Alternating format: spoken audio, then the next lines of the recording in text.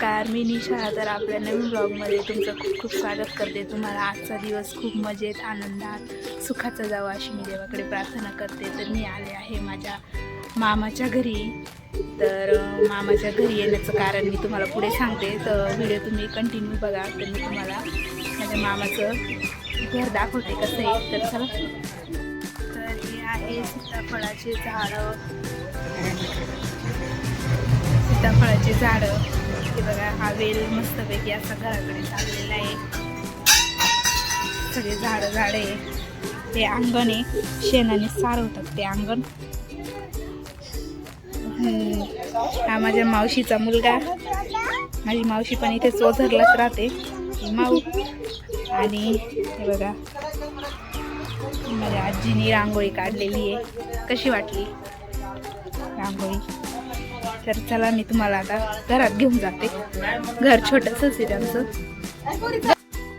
तर ही आहे माझी आजी. आजी प्रणवला देते लाडू खाताय. प्रणव कोणता लाडू खाताय? डाळीचा लाडू खाताय. आणि हे आहे माझे जिजू, म्हणजे लहान जिजू आहे माझे. दोघ जण साडू बसलेले आहे. आणि माग आहेत माझे मामा. आणि ही आहे माझी बहीण, छोटी बहीण. आणि ही आहे माझी आजी. नमस्कार. हे बघा, असं छोटस घर आहे त्यांचं.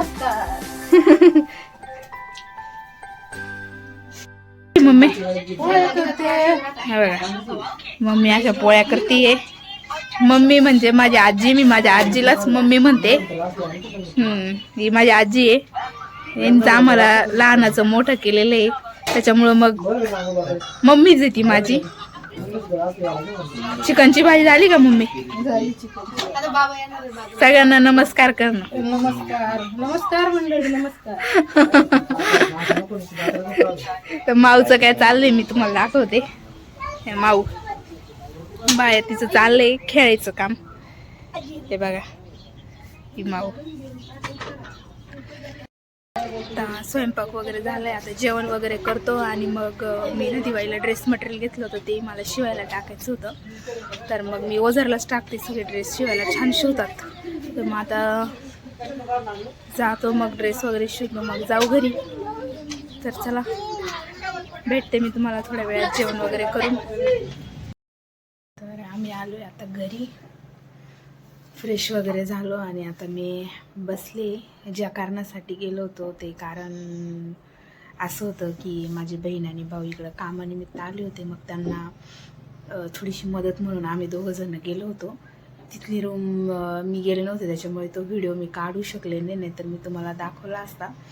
हे आणि माझी आजी वगैरे गेले होते. आणि मी माऊला घेऊन माझ्या मामाच्या इथंच होते. मी गेले नाही, तर मी तो तिथला पण व्हिडिओ काढला असता. तर हे असं कारण होतं. ते गावाकडे राहत होते आणि तिथं काही म्हणजे माझ्या बहिणीला करमत नव्हतं. मग ते म्हणे चला आपण जाऊ नाशिकला, मोठी बहीण पण आहे, मावशी पण आहे. त्याच्यामुळं मग ते आले इथं. आता रूम वगैरे म्हणजे आता थोडंसं 1-2 महिने त्यांना प्रॉब्लेमच होईल सेटल व्हायला.